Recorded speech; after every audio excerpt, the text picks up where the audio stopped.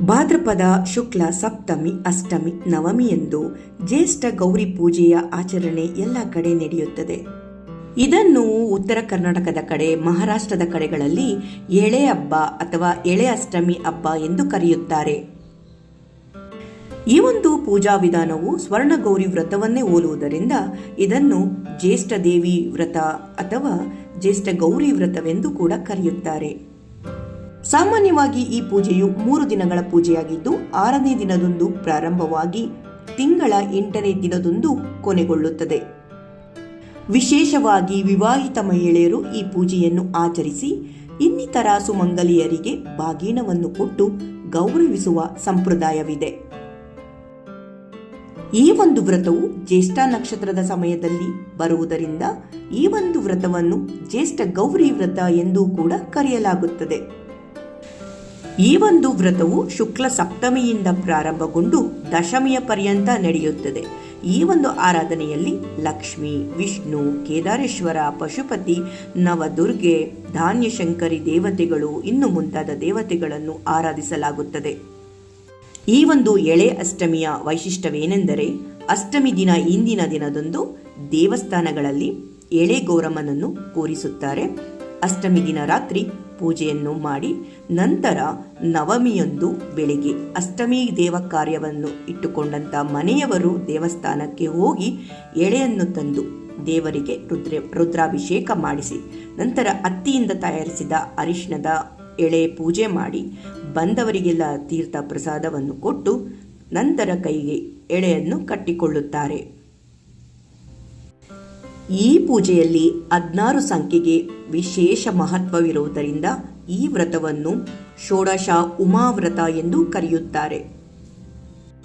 ಉತ್ತರದ ಕೆಲವು ಕಡೆ ಮನೆಗಳಲ್ಲಿ ಗೌರಿಯನ್ನು ಮಹಾಲಕ್ಷ್ಮಿ ಎಂದು ಕರೆಯುತ್ತಾರೆ. ಭಕ್ತರು ಜ್ಯೇಷ್ಠ ಗೌರಿಯನ್ನು ತಮ್ಮ ಮನೆಗಳಲ್ಲಿ ಜ್ಯೇಷ್ಠ, ಕನಿಷ್ಠ, ಸಖಿ, ಪಾರ್ವತಿ ಇತ್ಯಾದಿ ಜೋಡಿಯಾಗಿ ತಂದು ಮನೆಗಳಲ್ಲಿ ಸ್ಥಾಪಿಸುತ್ತಾರೆ. ಗೌರಿ ಮಾತೆಗೆ 16 ವಿಧದ ವಿಶೇಷ ನೈವೇದ್ಯಗಳು ಹಾಗೆ 16 ದೀಪಗಳ ಆರತಿಯನ್ನು ಮಾಡಲಾಗುತ್ತದೆ. ಈ ಒಂದು ವ್ರತದ ಆಚರಣೆಯಲ್ಲಿ ವ್ರತದ ಕಥೆಯನ್ನು ಕೇಳಬೇಕು ಅಥವಾ ಓದಬೇಕು. ಪಾರಂಪರಿಕವಾಗಿ ಆಚರಿಸಿಕೊಂಡು ಬಂದ ಎಳೆ ಅಷ್ಟಮಿ ಹಬ್ಬಕ್ಕೆ 200ಕ್ಕೂ ಹೆಚ್ಚು ವರ್ಷಗಳ ಇತಿಹಾಸವಿದೆ. ಗ್ರಾಮದಲ್ಲಿ ಶಾಂತಿ, ಸಮೃದ್ಧಿ, ರೈತರ ಬೆಳೆಗಳಿಗೆ ರಕ್ಷಣೆ, ಜನ ಜಾನುವಾರುಗಳಿಗೆ ನೆಮ್ಮದಿ ನೀಡಲಿ ಎಂದು ಸಂಕಲ್ಪ ಮಾಡಿಕೊಂಡು ಈ ವ್ರತವನ್ನು ಕೂಡ ಆಚರಿಸಲಾಗುತ್ತದೆ. ಎಳೆ ಅಷ್ಟಮಿಯ ದಿನದಂದು ಜ್ಯೇಷ್ಠ ಗೌರಿಯ ಕುರಿತು ಹಾಡುವ ಹಾಡನ್ನು ಈಗ ಕೇಳೋಣ ಬನ್ನಿ. ಅಷ್ಟಮಿ ಗೌರಿ ಪೂಜೆ ಮಾಡಿದಳು ಸುಭದ್ರೆ, ಅಚ್ಚ ಮುತ್ತಿನ ಹಾರತಿಯ ನೆತ್ತಿದಳು.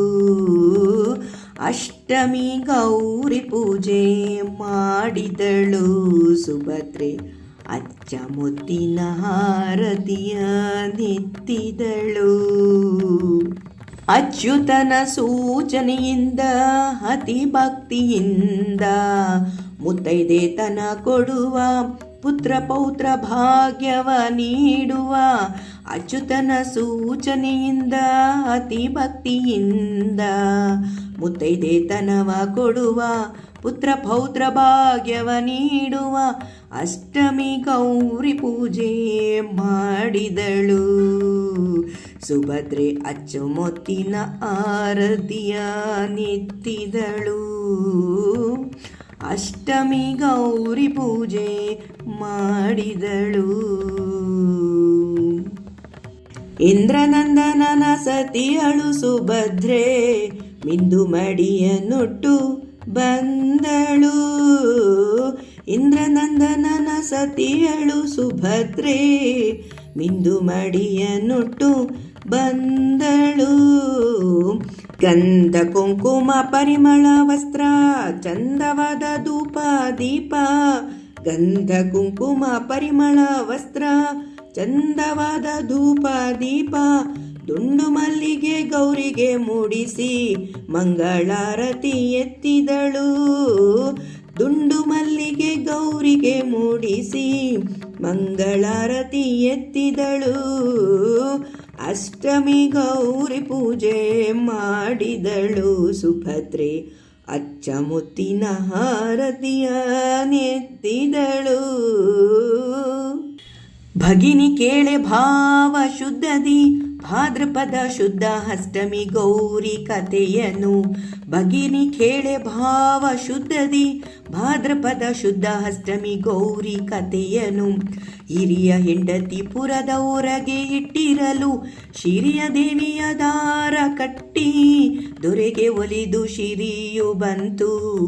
ಹಿರಿಯ ಹೆಂಡತಿ ಪುರದ ಹೊರಗೆ ಇಟ್ಟಿರಲು ಶಿರಿಯ ದೇವಿಯ ದಾರ ಕಟ್ಟಿ ದೊರೆಗೆ ಒಲಿದು ಶಿರಿಯು ಬಂತು. ಅಷ್ಟಮಿ ಗೌರಿ ಪೂಜೆ ಮಾಡಿದಳು ಸುಭದ್ರೆ, ಅಚ್ಚಮುತ್ತಿನ ಆರತಿಯ ನೆತ್ತಿದಳು. ಶತ್ರುಗಳನೆ ಜಯಿಸಿ ಬರುವ ಪಾಂಡವರು ಅಪಮೃತ್ಯು ಬರಲು ಅಂಜಿ ಓಡಲು. ಶತ್ರುಗಳನೆ ಜಯಿಸಿ ಬರುವರು ಪಾಂಡವರು ಅಪಮೃತ್ಯು ಬರಲು ಅಂಜಿ ಓಡಲು. ಪಾಂಚಾಲಿ ಸಹಿತ ದೊರೆಗಳು ವನದೊಳಗೆ ಅಜ್ಞಾತವಾಸ ಗೆದ್ದು ಬರುವ ಪರಿಯ ಕೇಳ್ಯಾಳು. ಪಾಂಚಾಲಿ ಸಹಿತ ದೊರೆಗಳು ವನದೊಳಗೆ ಅಜ್ಞಾತವಾಸ ಗೆದ್ದು ಬರುವ ಪರಿಯ ಕೇಳ್ಯಾಳು. ಅಷ್ಟಮಿ ಗೌರಿ ಪೂಜೆ ಮಾಡಿದಳು ಸುಭದ್ರೆ, ಅಚ್ಚಮುತ್ತಿನ ಆರತಿಯ ನೆತ್ತಿದಳು. ಶಂಕರ ಗಂಡನ ಕಥೆಯ ಕೇಳಿ ಕಂಕಣ ಕೈಗೆ ದಾರ ಕಟ್ಟಿ ಪಂಕಜೋದ್ಧಾರನ ರಾಣಿ ಶಂಕೆಯಿಲ್ಲದೆ ವರವ ಕೊಡುವಳು. ಶಂಕರ ಗಂಡನ ಕಥೆಯ ಕೇಳಿ ಕಂಕಣ ಕೈಗೆ ದಾರ ಕಟ್ಟಿ ಪಂಕಜೋದ್ಧಾರನ ರಾಣಿ ಶಂಕೆಯಿಲ್ಲದೆ ವರವ ಕೊಡುವಳು. ಪಂಚಭಕ್ಷ ಪಾಯಸ ಘೃತಗಳು ಮುಂಚೆ ಲಕ್ಷ್ಮೀ ದೇವಿಗೆ ಎಡೆ ಮಾಡಿ ಬಡಿಸುವಳು. ಪಂಚಭಕ್ಷ ಪಾಯಸ ಘೃತಗಳು ಮುಂಚೆ ಲಕ್ಷ್ಮೀ ದೇವಿಗೆ ಎಡೆ ಮಾಡಿ ಬಡಿಸುವಳು. ಅಷ್ಟಮಿ ಗೌರಿ ಪೂಜೆ ಮಾಡಿದಳು ಸುಭದ್ರೆ, ಅಚ್ಚಮುತ್ತಿನ ಹಾರತಿಯ ನೆತ್ತಿದಳು. ಅಷ್ಟಮಿ ಗೌರಿ ಪೂಜೆ ಮಾಡಿದಳು ಸುಭದ್ರೆ, ಅಚ್ಚಮುತ್ತಿನ ಹಾರತಿಯ ನೆತ್ತಿದಳು. ಅಷ್ಟಮಿ ಗೌರಿ ಪೂಜೆ ಮಾಡಿದಳು ಸುಭದ್ರೆ, ಅಚ್ಚಮುತ್ತಿನ ಹಾರತಿಯ ನೆತ್ತಿದಳು.